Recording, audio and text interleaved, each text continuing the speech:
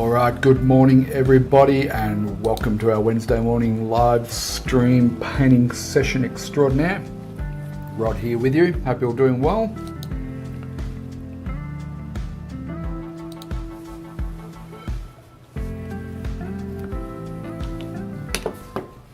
G'day, how is everyone? Glad that you can join me for our live stream painting session here today. We are going to do part 2 of the painting we started last week, and it's going to be super exciting. I think it's going to be anyway. Hopefully you do too. I'm just looking for my little name tag, but I haven't got it.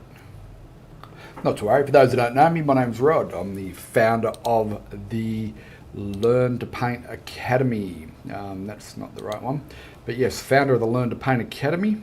I think it's that one. There we go.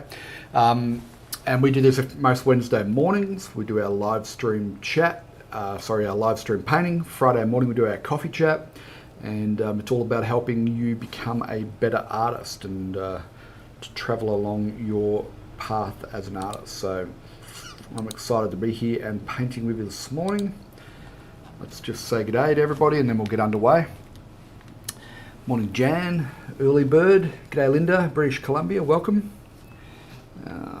Ouch, my cuppa is hot this morning. G'day Margaret in Victoria Point, Carolina in Nelson, New Zealand, welcome. And Foxy in Geelong, hot day in Geelong. G'day Cheryl in Mathara and Gail in Georgia. G'day Marie, New Hampshire, it's 48 degrees, getting colder by the day. Ugh. It's getting warmer by the day here, if that's any consolation, hot and muggy. G'day Gail in Wyoming and Diane on the Gold Coast. G'day Wanda in Honolulu. Steve in Ontario, 2 degrees with flurries. Is that like a McFlurry that you get from McDonald's, or is that something to do with the weather? Morning Peter in New Zealand. G'day Becky, Oklahoma. G'day Gail, it's always exciting. Yes it is. Yes it is. I hope you're excited to paint this morning. Let me know in the comments if you're excited to be doing some painting this morning. G'day Rosalie in Dargo, hope you're doing well. G'day Connie, Connie remembered. Round of applause for Connie. Well done Connie. G'day Jenny. G'day Russ in Chermside West. Might bump into you in the shopping centre one day again, you never know. G'day Brenda in Scotland. Lindley, good morning. Hey Tracy in the Bay. G'day Wendy. Good to see you. Finally started painting again yesterday. Fantastic Wendy. G'day Linda in Moncton. G'day Nana Marg. G'day Michelle in Auckland. Catherine in Michigan, welcome. Hey Diana. It's been a while since I've joined you. I'm glad to have you back, Diana. Morning Patricia in New Zealand. And whoops, what's going on here? Just watching today, says Diana. Yeah, that's cool. Brenda says, good morning from Scotland. Excited, only started painting and getting motivated in the last few weeks. Fantastic, Brenda. It's an exciting journey. And, you really want to embrace every aspect of it as you can and enjoy the journey. Because it goes fast. G'day, Brenda in Hawaii. Chrissy in Wollongbar, northern New South Wales. Is that anywhere near Byron, Ballina area? G'day Simone in Sussex, UK. I was watching Escape the Country the other day and they were in Sussex, which looked beautiful. Can't wait to get back to the UK one day. Juliana, welcome. On her way to work. And g'day to... So for those who don't know, I'm streaming across a couple of different Facebook pages and our members area and so on, so that's why you might not see all of the comments. Morning Audrey, g'day Yvonne in WA, g'day Jenny on the Gold Coast. Audrey's excited to be here, fantastic. G'day Denise in Mornington, very good. Beverly in Ontario, g'day Joe in the UK. My folks lived in Mornington for a period of time. Morning Barbara, another one in Mornington Peninsula anyway. Morning Susan, morning Carleen in Sydney. Waiting for a phone call, so many tune out at some stage. No worries. Between Lismore and Ballina. Oh yes, I know that area in there. Some beautiful painting subjects down along the coast there, Chrissy. Morning Desley, morning Pauline in Wales. Good to see you all. G'day Winnie, g'day Valerie, g'day Cindy in Ontario. been away for a bit, so much you get caught up on an LTPA. Yes, depending on how long you've been away, there's a whole lot more in there. Morning Meryl, morning Teresa. G'day Terry. Yes, great news that the, I think it was Chloe, wasn't it, has been found alive, which is all good. Becky hasn't painted in 2 days. I'm ready to go. All right, if I haven't said good morning to you, well, collective good morning to everybody. Thank you so much for joining me. We are going to get back into, what are we doing today? Oh, yes. Fear not, folks, I know exactly what we're doing. We're going to do step number 3 of this Isaac Leviton painting. It's called The Evening Path from 1882. So you can Google it if you want to get a copy. It was included in our recent Paint the Impressionist program. We did a black and white study of it, so now we're having a look at how would we recreate it as a colour study. And just a bit of a recap. I suspect this was done fairly rapidly as a plein air study. He probably saw that light coming through between the trees there and wanted to capture it. And it's a fairly fresh, spontaneous sort of response, I think. Most likely painted on plein air. And today we are painting in the studio. So I've got that many buttons to press. I can't find the one I need. There we go. So this is our setup here. I've got my palette over here. We've got the photo there for you to see, and we've got where we're up to. So in our last session, you can't see that. There we go. That's what I'm talking about. Palette cam, top left-hand corner, our photo reference, and our subject or our painting in question, right? So in our last session, we did step 1 and 2 of the Moore method of painting. Step 1 being the drawing, and then step 2 we blocked it in. So in step 3 now, as we come in here and look at this painting, we have to decide where do we start working first and where do we put all of our focus and attention, right?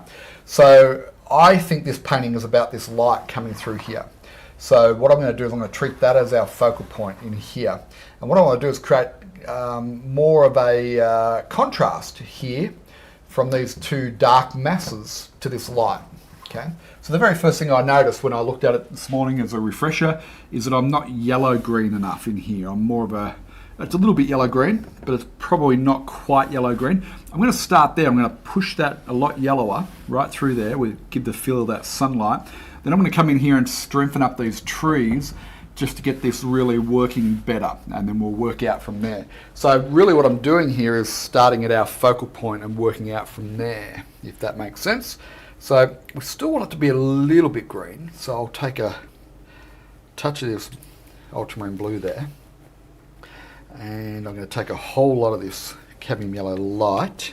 Okay, it's kind of like that. Oh, I've got too much blue in there, haven't I? Let me just get a bit more on the edge there. This cadmium yellow light's not a very strong pigmented flavour. So it gets diluted very quickly. So I have way too much blue in there. A little bit rusty as we get going this morning. Okay, so I'll push it a bit yellower. And just a touch lighter. Still too green. Needs to be yellower. Okay, that's better. Like that. Okay. Pinhead of white into that just to lighten it back a little. And we'll scoop that up. See that on the palette knife there? And then we'll come in here and, well, I'm probably still not yellow enough. However, we'll just play with that and we'll see how it goes. I'll leave a little bit of that underpainting to come through in there. That's fairly bright though, isn't it? And it's going to feel a little bit uncomfortable, I suspect, initially. Until we move further into this painting. That's really punched it up though. So now I need to bring up the other areas, right? So now I'm going to come in here and I'm going to look and I'm going to say, okay, this is really a dark in here and through here. A little bit of warmth in there, but I probably need a little bit more dark into here. So So I'm just working on getting the contrast right in our focal point area. Okay, so a mix of dark, our three primaries together, but more blue and red than there is yellow into that. Okay. Okay, I push it slightly cooler, and what I am going to do is I'm going to take my quick drying medium. I'm using water mixable oils for those who are new. The Moore method of painting works exactly the same for acrylics and traditional oils. There's just a few little subtle differences in how you use the paints, but the method, working method, is very much the same. Okay, I'm going to take my big brush. This is an Art Spectrum brush, and let's just get that paint. Now we'll pause for questions, so if you have burning questions, I'm not going to see them while we're underway painting here, so just save up your questions, and we'll pause soon for questions. We'll pause a couple of times. So when I painted this in as the block in, it was fairly thin, my paint, right? So now I'm just strengthening it up.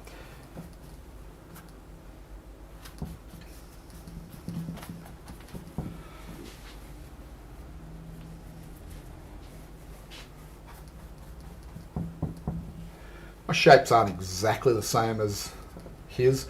I'm probably going to cut the sky back up in that part in there. And if you want to particularly try and get an exact replication, then you take a bit more time just with the shapes.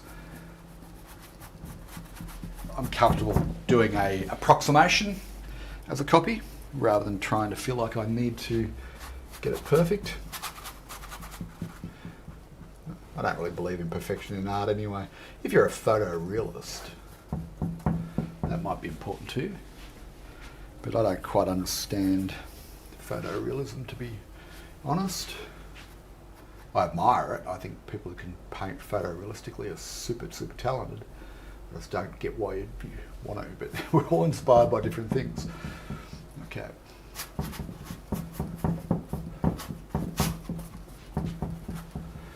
Alright, so just getting that strength of that dark in there now. Leaving some of the underpaint. The underpaint, I was a little bit browner, so that meant I had my orange a little bit stronger in it, whereas now I've got a little bit more of the blue in there. And that's okay, makes a nice contrast between the two. Okay, I'll just get a bit more strength in the base of it there, and then I'll push some of that warmer tone back in as well. So let us just make sure that I'm still streaming.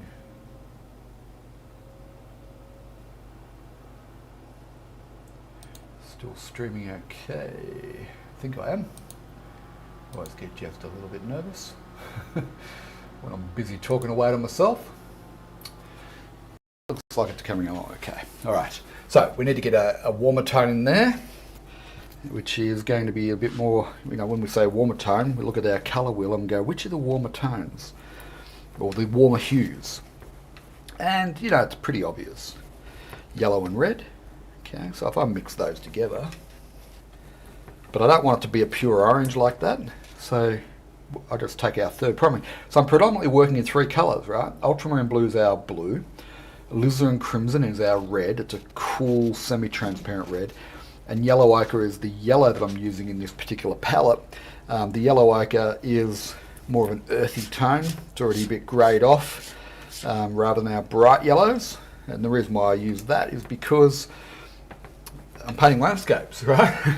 So it's going to naturally be a bit greyed off. But notice what happens as soon as I hit the blue into that mix, how it's greyed off and darkened a little bit, right? So I'm going to take another brush. This is my brush for the darks, okay? So I'll take another brush, another flat brush, okay, which I haven't washed properly. Bad painting practices, Rod. Come on. Okay, and I'm just going to scrub this in here. I'm not going to try and make it neat or anything like that. Just get it in there somewhere. But don't overdo it. Notice he's got it mostly down around this bottom part here of the tree. There's a few little clips of warmer tone up here and there. Whoop, that's a bit much. I'll zip that out there. It's a little bit over there. Okay, sort of swish it around, and then I'll just come back over it slightly with a touch of this dark, just to but notice I'm trying really hard not to overwork it. I want to keep those brush marks in there nice and fresh, and just knock back any hard edge parts of it there. Okay. Might be a little bit bright. Let's see as we get towards the end. I can just see. But for the most part, I'm happy with that.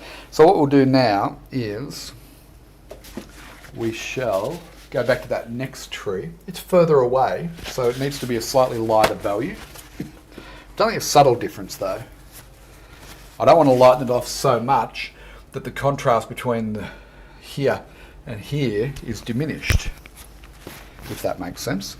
So I'll lighten it back a bit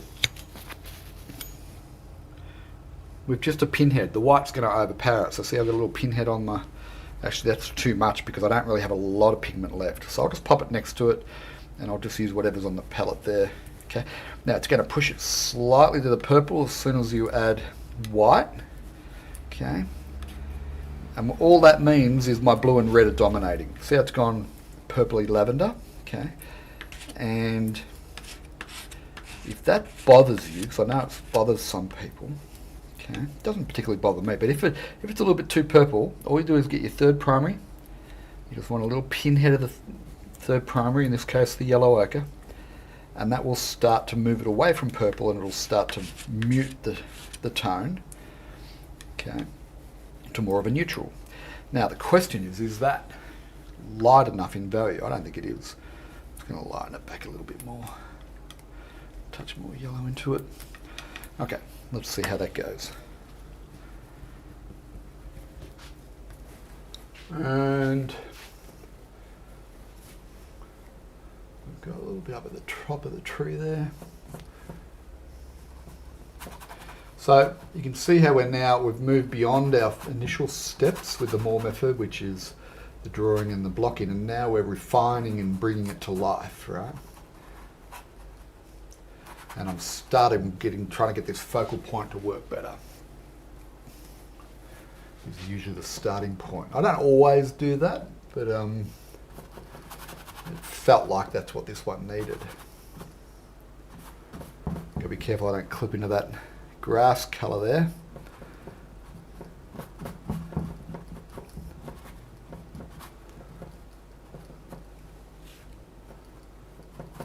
And I've also got to be careful I don't end up with my trees bigger. It's very easy to start just painting away, la la la la la, and all of a sudden you've got trees that are growing in size at this point, which is kind of why I'm leaving the sky always to the last. The sky is just fantastic for just you know, reshaping things. Get a little bit of that warmth in there. Concentrate around that side for that warmer tone.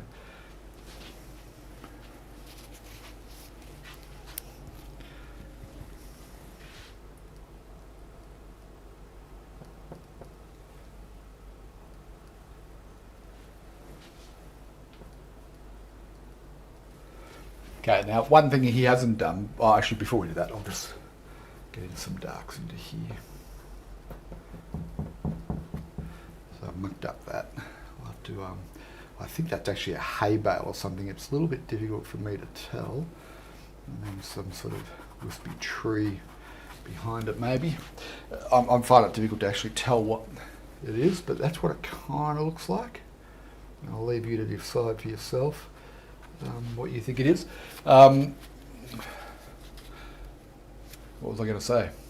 No idea.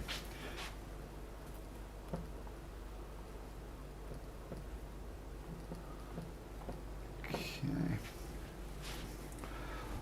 I think it's good to do these sort of studies on a fairly regular basis because it really does train yourself to see what the great masters were doing, and happy to become a better artist. Yeah. All right. I think we're traveling along okay.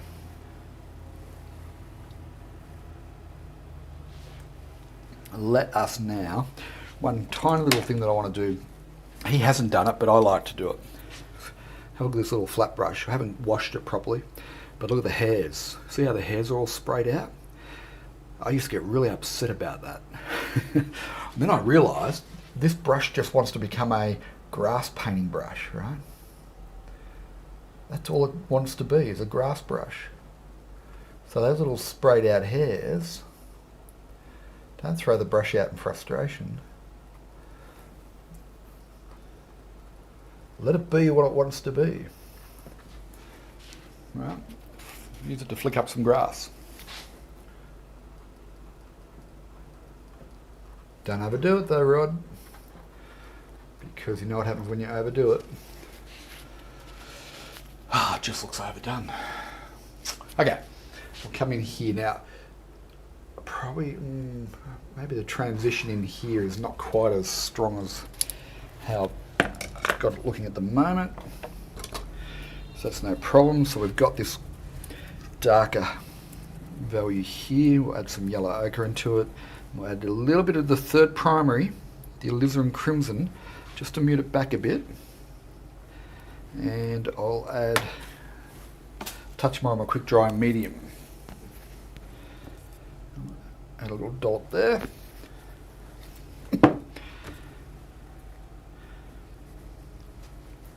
Let's have a look. Slightly lighter, that's okay. Probably not quite as light as he's got it, but I can live with that. And what I'm going to do, I'm just going to scrub this grass in, but I'm not going to lose what I've already done in there. So I'm just going to leave bits of the first part of the painting coming through. And look, I think he is lighter than what I've got it there. So I'll just take some of this lighter tone, mix it slightly into the dark tone to get a halfway point there. And we'll just lighten it back. Now at this point, I've got to make adjustments and corrections based on what's happening on my painting, not what's happening on the reference. Okay, and this is true whether you're copying an Isaac Leviton painting or painting from life, right? How you're progressing on the canvas is more important at this stage than what's in the actual photo. If I tried to paint this true to the actual photo, then I have to make sure everything else is true to the actual photo as well. Which is probably not a bad thing to do either. Okay.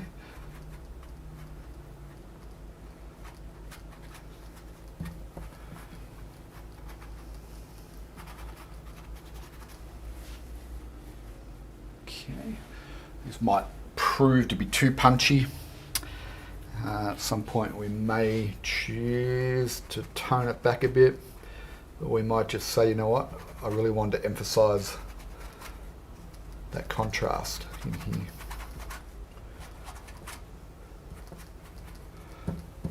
Now, try and avoid this straight line here, right? I don't want straight lines, so I'm going to break it up, break it up.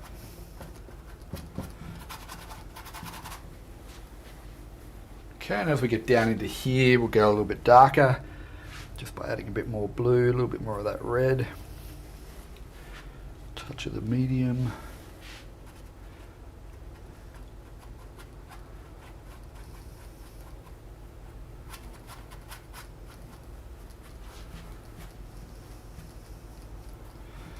All right, now I'll just put in a little bit of work into this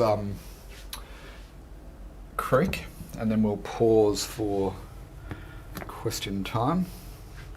So if you have questions, start typing them in now, and we'll answer them for you in a second. We'll pause for 5 minutes.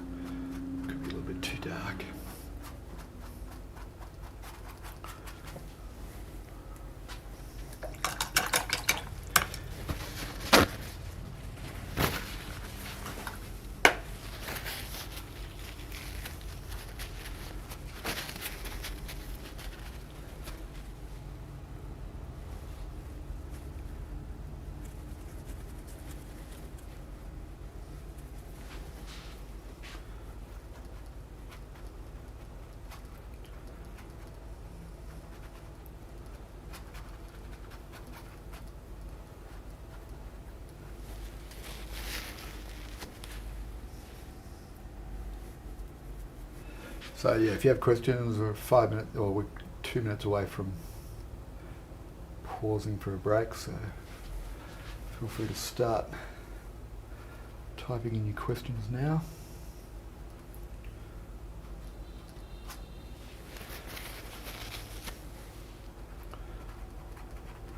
Turn that back a bit there.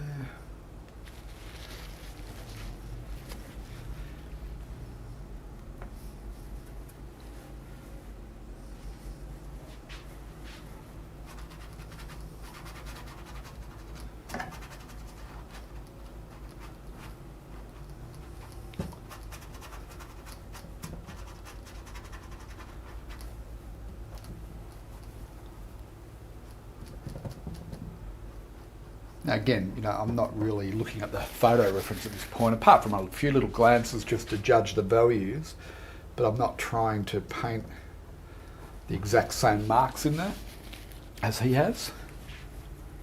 You can if you want. I don't feel that I need to get it exact.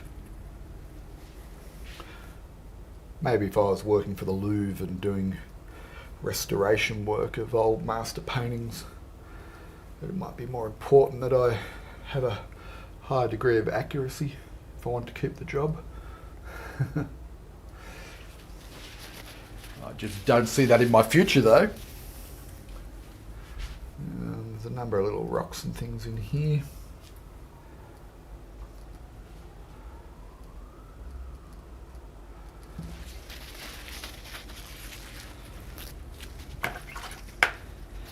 Do not see that in my future.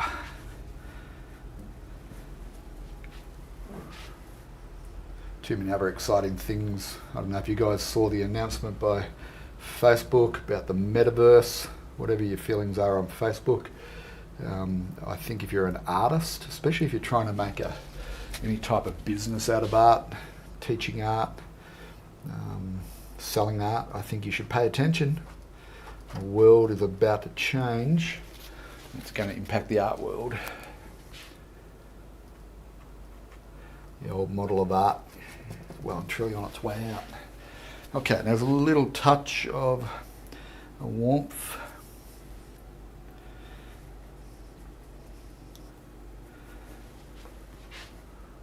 If it's not already out already, the old model. So yeah, there's a little bit of reflection from this underneath of this warmth here, I think is what he was trying to capture there. It's definitely in there though, and right about there. Introduce a little bit of it up in here so it's not there in isolation. All right. Soften underneath that shadow there. Let's stop and have a chat.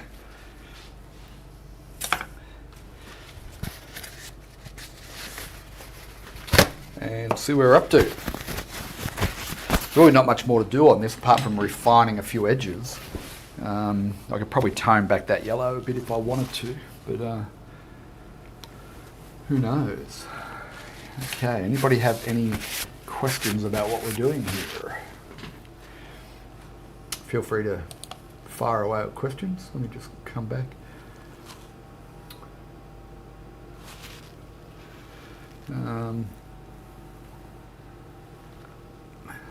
Pauline says, I like your version better with the higher mountains. Yeah, I mean, something I'm wrestling with. I kind of like a bit more of a definite mountain. Clearly in the photo it's a lot lighter in value. Just wrestling as to whether to lighten it off. I don't think I will actually. I think I'll just leave it as it is.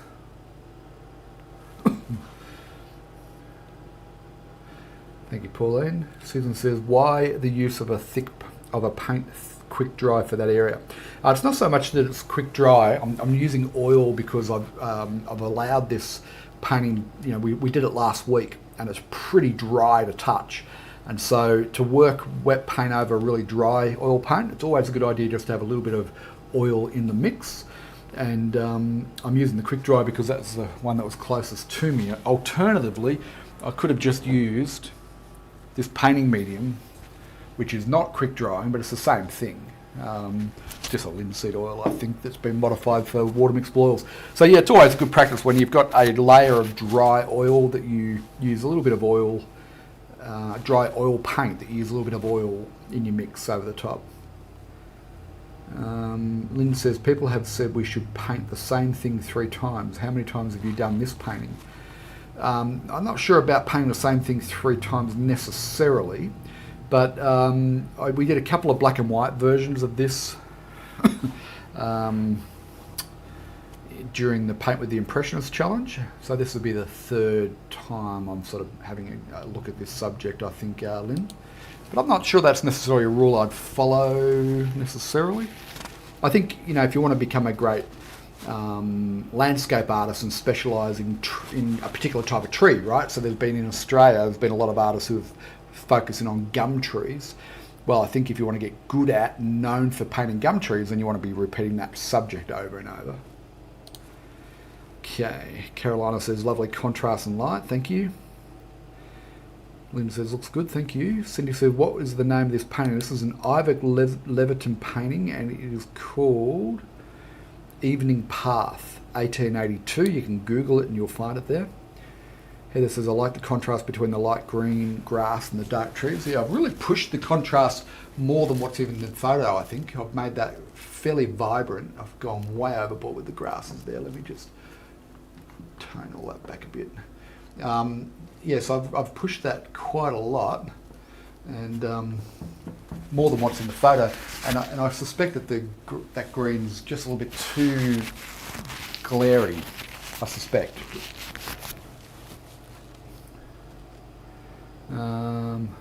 Meryl says, my opinion on the changes with Meta, I'm a writer too, and when ebooks made an impact, people were saying print books were gone. Turned out they're just as popular, even more so ebooks. I believe there will be room for the old style of selling art, and yeah, there will be, absolutely, Meryl, but there'll also be the evolution of the art industry, and I think it creates opportunity for those who see it. A lot of people, it's a little bit like video online as well. A lot of businesses just don't embrace video when it's such a powerful tool. So you can, yeah, I don't think the old model will disappear completely. It will just retract. Okay. But who knows what the metaverse will end up looking like and consisting of. We'll have to wait and see. Where are we up to here? Rod, what is the consistency of your paint? How dry or wet should it be, that is, in the building up stages? So Dave, in the Moore method of painting, what I teach is in step 1 where we do our drawing, and step 2 we do our blocking. You want to thin the paint down unless you're using acrylics, right? But if you've got a heavy bodied acrylic, you might want a bit of thinner just to make it flow better. So we're using thinned out paint in the early stages, step 1 and step 2 of the Moore method. And now I'm into step 3. I'm using a lot thicker paint. I'm just putting a little bit of oil into it so that it will bind with the dried oil paint. So yeah, it's a lot thicker paint now, as you might notice as I apply it there. Good question, Dave. Manju says, I like the contrast between the trees and the lit up grass, makes your painting look more dramatic. Thank you, Manju. Gail said, I've finally acquired some panoramic shaped canvas. I'm pretty psyched about that. I'll be able to do some of those longer, thinner. That's fantastic, Gail. Good on you. I've deliberately pushed the mountain in the background, Jenny, to be a bit stronger than what his is, because I felt it was a bit weak, and I like having a distant mountain. So that's what I've done.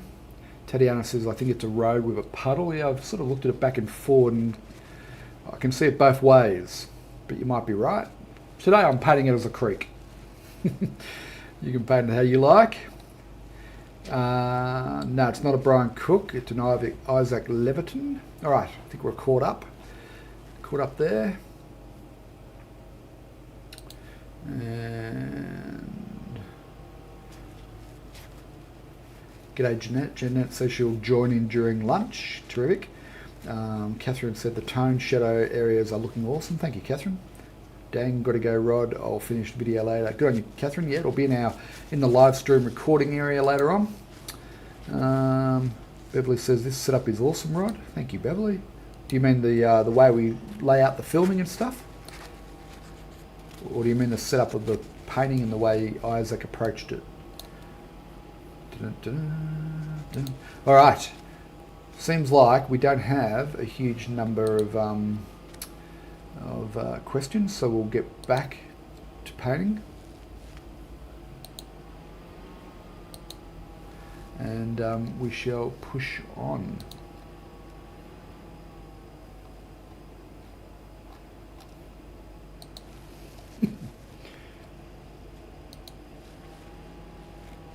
Yes, both, says Beverly. Cool bananas.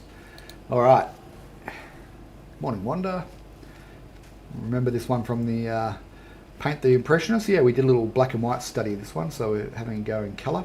Pauline says Path is in the title. Oh, yeah, that's probably true. Yeah, good pickup, Pauline. Gary said, struggling at the moment with making tree foliage wispy. Tried dry brush and light touch, but it ends up looking too fairy. Well, I think it's working. You can't just paint trees. If you want your trees to look like they sit into the landscape well, you can't just paint the tree side. You've got to paint the sky side as well, or the mountain side, or whatever's around it, and push the two back and forward into each other. And that's the real key. So what we'll do is, because you can see mine's looking fairly blocky up there, right? Let me go in the dark edges there. Right, it's looking quite blocky. So I'm going to now mix up the sky colour. I'm just going to work it back into the wet paint there. So maybe that's what you need to focus on, Gary, is how you bring the two together. Wanda's book, The Painterly Approach, has arrived. Fantastic. Okay, let us get back to business. Here we go. So yeah, there's not a lot more I need to do with this, I don't think. There's a couple of dark accents which are sitting in here. Yeah, no, it's a good pickup, Pauline. It does say, although, you know, there's a lot of blue into it. I don't know. It really does look like a stream to me, but what do I know?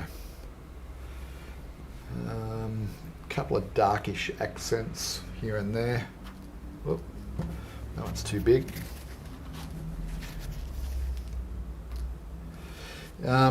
So it would appear that the great Isaac Leviton was using a version of the Moore method of painting the way this is coming together. Now I am joking. Before anybody jumps up and down, I'm definitely joking. I think he was a superb painter, and to think about the time period that he was painting in Russia. What am I doing with this colour? I was going to add just a little bit of it in there, but it's way too bright. Yeah, I think remarkable, really. There we go. I was just going to get a little bit more brighter tone in there.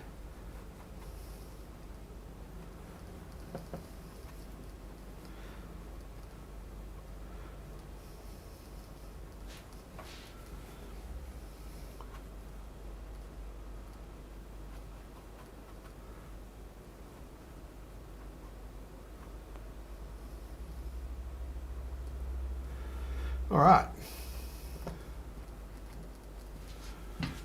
You can overwork it by doing that, so I'll just... He does have a little...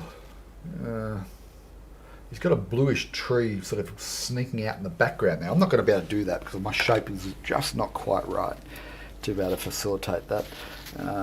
So, let's have a look at this sky. It was blue and white with a little pinhead of red into it. So, you know, think it through. Whoop, it's a bit dirty, that white, but that'll grey it off a bit, so I'm happy about that. So blue and white, I said, blue and white. There we go. Don't make it too dark. It's probably too dark. Get a little bit more of that dirty white into it. There we go. Like that. A little pinhead of red into part of it. So I'll just pop the pinhead of red up into that top section there. Then I'll take my softish brush. It's not that, it's clammed up a bit. That's okay. We'll see how we go with it. And I'll just load the tip of it like so. And I know, well, I should do a test first. So look at that, pretty much nailed the mix. So I just want to come in here and just push up under.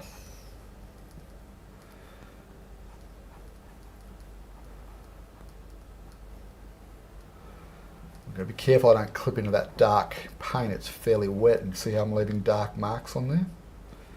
Okay, so what that means is I need a piece of paper towel with me, and I've got to, every time I make a mark virtually, I've got to just wipe it back through the paper towel. Okay, and then so I've laid paint down, and that'll sort of start to feather it in a little bit. Now you've got to pick your time where the wet paint has had a chance to tack off a bit. Because I put that oil in, it's just not quite ready. But because I'm a professional, I'll persist with it, right? Take a little bit of that tone there. So I don't need to repaint the whole sky unless I get this value here completely wrong. Then I might need to adjust it to make it all sit in a bit better. The key is being really mindful of what I've picked up on the brush.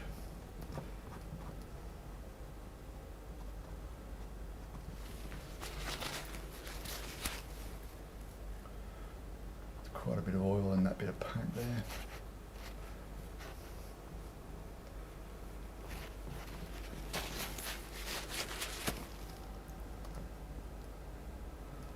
Okay, so I'll just come in and I'll just start to blur up those lines. Or not lines, but where the dark meets the sky. I'm just going to tap part of it in. So yeah, getting back to Gary's question, you know, like, it's not just the job of the tree foliage to get that wispy effect. In fact, I think the sky, working back into it with the sky tone, just as important. And on Friday's Coffee Chat, I'll show you a painting I've been working on, where I've done that quite extensively. If you're interested in seeing it, it's one that I've been working on for myself. It's a river embankment of Noosa River in late afternoon sunlight. See, I'm just working into those edges there, especially wherever I find a hard edge or a straight line. Then I can drop in, you know, the odd sky hole here and there. Oops, don't fall over, Rod. It's never a good idea on the live stream to trip over and make a scene.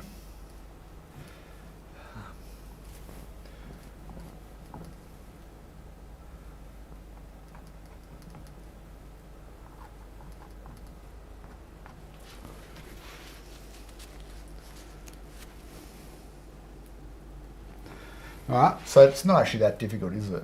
I mean, what I'm doing here, every single one of you, the whole 3 steps of the Moore method, every single one of you could study up. I've got a whole program on the Moore method of painting in the Learn to Paint Academy.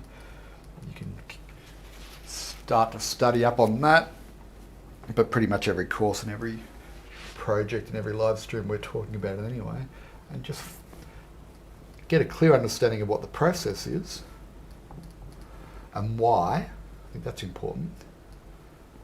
And then it just comes down to painting it a lot, doesn't it? Practicing it a lot. And then people will start to say, wow, you make that look so easy. You must have been a child prodigy. No, not really. So you can see my shapes are all quite different from his, but I don't, you know, not fussed about that. Now, there's a fair bit of wispiness in here, and there's a bit of separation of that top foliage there.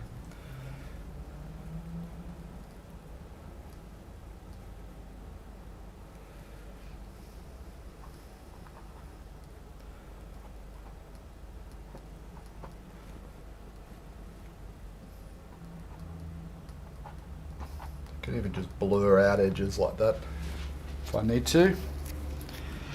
Pardon me.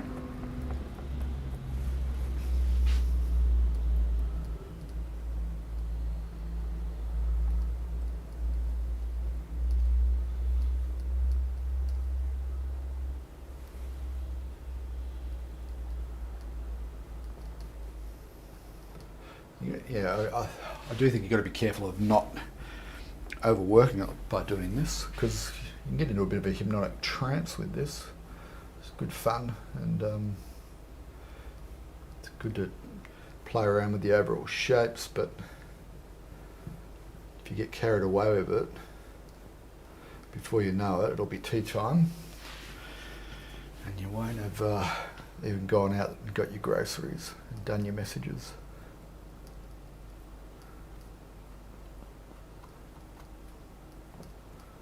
Make all that a little bit more nondescript as he's got it. Just need some more paper towel, so excuse me, people. Excuse me. Whoop. That'll give me a chance to stand back and have a look anyway from a distance. It's just a touch confusing at the moment because the dark in the top of the tree is still wet, so it's hard to tell exactly is that the tone it's going to look. If it is, it's maybe a touch dark, maybe. And the other thing is the foliage in the main tree, where I've been tapping away at the edges of it, I've become a little bit too uniform and I've started to repeat patterns there. Can you see that? I'll point it out to you. I've ended up with a scenario where I've got 1, 2, 3, 4, 5 very similar repeating shapes. Okay, so try and avoid that. It's not a major. If I hadn't pointed it out, you might not have noticed, but you might have had a feeling that it's a good painting, but it's not quite working as well as what we'd like, and that would have been a reasonable feeling to have. The fact that I pointed it out now, maybe it's more obvious. Okay, what I am going to do, just to try and counterbalance that, so I'm going to come into my dark puddle of paint here. This is why you always want to mix a little bit more than what you need, even though I did lighten that back for the secondary tree, but I'll just get it on the edge like so of my grass painting brush. Doubles as a foliage brush as well, just in case you didn't realise. Okay, and if I don't need to put branches out to this foliage. You know, the human eye will make up what it needs to make up and fill in the blanks of a lot of this sort of stuff. So I'll just get, if you have a close look, this is what he's basically done. He's come back in and tapped in a few bits and pieces. And there might be a couple of spots where you've overdone it, like in here I've created this jaggedy feel, so I'll just come back into my dark and I'll just soften out any sort of jaggedy feels.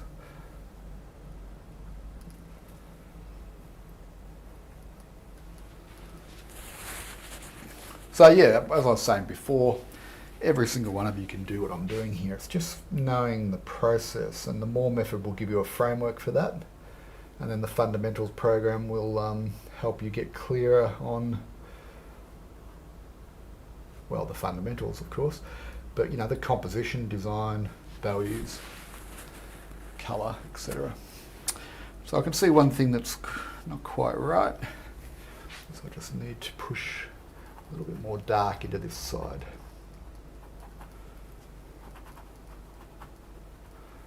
Get rid of that blocky feel there.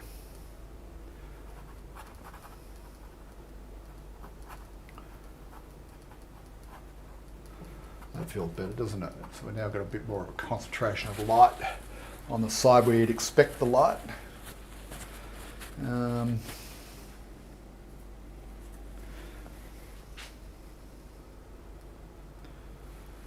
Alright, now tomorrow we've got our advanced live stream.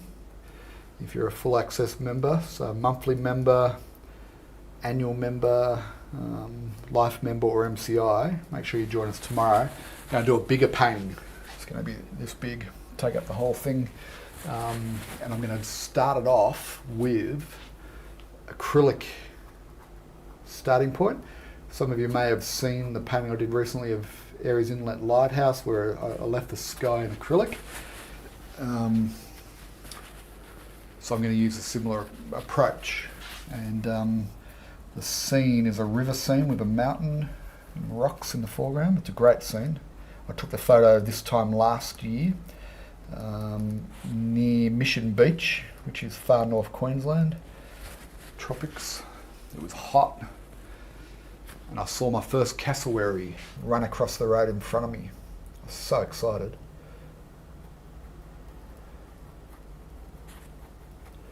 Overlap that mountain a little bit with the foliage. All right, I'm going to leave it there. I'm reasonably happy with it. Reasonably. I think if I had to guard this just on my own, I could create a nice little painting of this one. Get a bit more of a yellow ochre feel into that. And I might just soften out that hard line there. So I'm still undecided as to whether to tone back that green or just let it be, you know, a big dominant light patch, which is what the painting, you know, I believe was trying to capture, was that feel of light right there. So I'm still undecided about that. And it's probably one of those things that I'd just let it sit for a few days in the studio and be in no rush to, you know, so I might come back to painting like this a third time once I get a chance to just live with it for a while.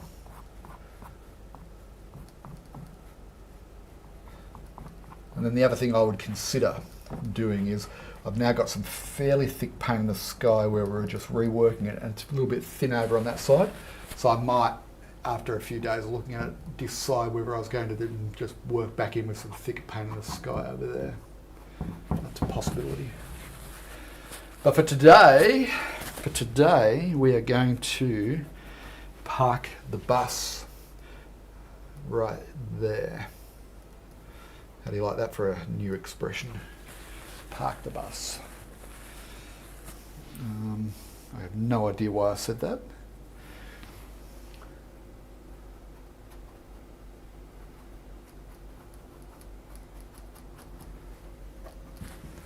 All right, I'm fiddling now, so I'm going to stop. There we go. Isaac Leviton, Evening Path, as interpreted through the Moore method of painting.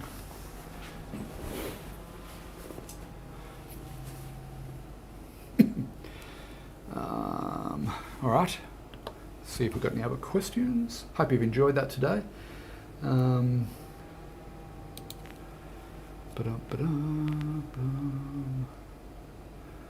Dave says, looking forward to doing this. Yeah, give it a go, Dave. Valerie says, I'm liking your marks. Good on you, Valerie.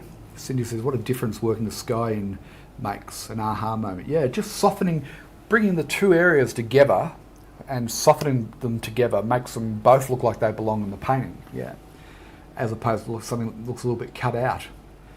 Little blue or green in the water puddle. Yeah, maybe. I think I've already got a fair bit of blue in there. Andrew Rod, what if you let the painting dry for a couple of days and then work on the sky? Will the brush still pick up the colour from the trees? If it's wet, it will, yeah, absolutely. I think you need a lot of brush moles to paint the sky into the trees. Use WMOs just like you did now. It does take experience, but it also takes an awareness of, as you tap into it, what are you picking up? It's not just about what the paint you're putting down. So I'm constantly aware of, and then over time you intuitively know if you've picked up the darker tone. And so that's why I've got my paper towel there all the time, and I'm pulling paper through the paper towel. Becky likes the bright green, and park that bus. Good on you, Becky. Valerie says, I like how the sun shines there because the front is thick with shade. Nice. Good on you, Valerie. Jenny says, Valerie Campbell has arrived for a visit from Bow Desert. You must know we're going to talk about you, Rod. Well, I hope it's in a nice way, Jenny. Otherwise, there'll be trouble. Enjoy that. Have fun. Barb says, thank you for the instruction on the trees. I've been wondering on how to improve mine. There you go, Barb. That's a little tip for you today. Carolina says, thanks. Great tips. Terrific. My pleasure. Cindy says, looks great. Always learning something. Terrific. This is the scene for tomorrow. It's a big river scene. I'm going to do a big version of this. This is the Tully River. It's a famous river in Australia. They take a lot of kayaking and canoeing groups and things down there. It's up in the hills above Mission Beach, and that's what we're going to do on the advanced live stream tomorrow. We'll probably end up doing that over 3 or 4 sessions. If you're a full access member, you'll definitely want to come and join us for that. If you're not, then you can go to learntopaint.academy/join and upgrade to either monthly or annual membership to join us. Gail, it depends on what subject your paintings are that you're selling. So what you want to do is go to eBay and just search for paintings like yours and look at what keywords other people are using. What size canvas have I used today? It's a 16 by 20, Heather. Same as we'll use on Saturday at our Gold Coast workshop. See you there. Manju says, painting looks great. Good on you, Manju. Valerie says, well, that will be fun. You mean the Tully River? It's going to be an epic project. It's going to be big. Meryl said, my bus crashed. This one is heading for the wreckers. Oh no, that's no good, Meryl. What size will tomorrow's be? I'm going to do it on a fairly big one. It's about 900 by 600 mil. And I'm going to use big brushes and just slop paint around initially. And we'll see how it turns out, right? You could do it on a 16 by 20 or a 16 by 22 or 24. So I'm probably going to have to crop it right there. I don't really want to. I'll have to have a look at what big canvases I've got upstairs. Robert says, look forward to watching that. Would like to see how you paint the rocks. Yep, awesome. We're going to paint the rocks pretty much the same process we paint everything else, trees and everything. Shapes, edges, values, and colour. All right.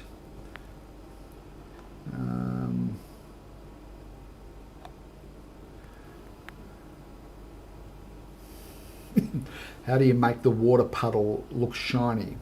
Good question. Really shiny. Have I made mine look shiny, have I? It might be glowing a little bit because of the oil-based medium I've used in there, possibly, and the light bouncing off it. Pauline says, how you hold the brush seems to be the key as regards to trees.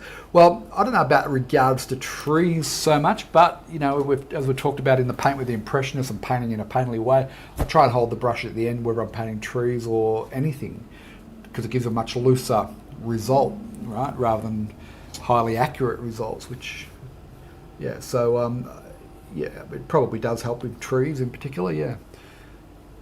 See you, Rosalie. Glad you enjoy the demo. Wanda says, this demo is perfect. I'm trying to paint poplars at the moment and I can see what I should be doing. Fantastic. I think the bright green is perfect. Good on you, Wanda. Kathy said, I saw a cassowary when I was in Australia. Didn't know what it was, but my van driver was very excited. Yeah, they're almost on the verge of extinction, and they don't like humans unless you feed them. Yeah, I felt very lucky to see one as well. Gary said, paint effects, not objects, is something I need to be more aware of. Yeah, you've got to stop thinking objects. You've got to think shapes, edges, values, and colour. Colour meaning the hue, the saturation, and the temperature. Good on you, Jude. Thank you, Connie. Thanks, Lynn. Pardon me. Simone says, so pleased to have joined you this evening from UK. Love the contrast. Good on you, Simone. Hope you join us again. Lynn says, can you share the photo with us so we can paint along?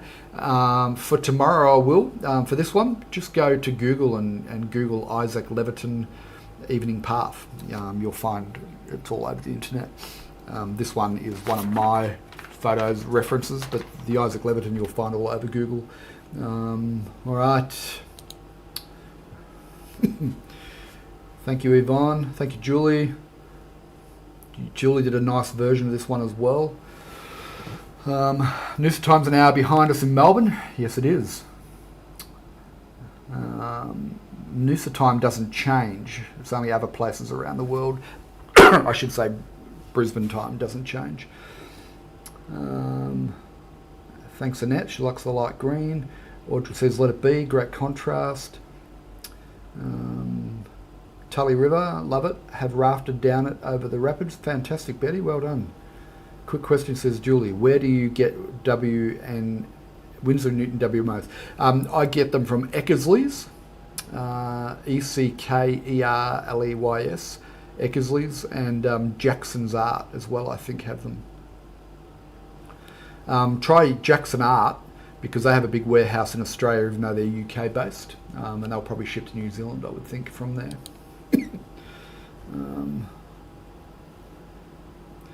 Linda says, thanks, Rod. Love how it turned out. Good on you, Linda. Pauline's clock's gone back, so she's joining us earlier. Beautiful. Okay. What do the big canvases cost? Depends on the quality of the canvas and where you get them from, I guess. But look, if you want to paint along with this one tomorrow, you don't have to do a big canvas just because I am. I'm doing a big canvas because I intend to make it available for sale. But you can just do a 16 by 20 or 16 by 22. I will post the photo for tomorrow in the members area, Marie, so log into the members area, which you currently are. So I'll post that tomorrow morning sometime. Thanks, Lynn. Thanks, Dave. Cheers, Valerie. Jan says finished. Good on you, Jan. All right. Friends, we're going to leave it there. Thanks so much for joining me. Hope you have a great day. If you're a full access member, I posted the November member challenge yesterday, so go into the group for challenges. I'll see you tomorrow for the advance, and then Friday we'll be back with our coffee chat and Q&A. And on Saturday, I'll see one or two of you in the Gold Coast for our workshop. All right.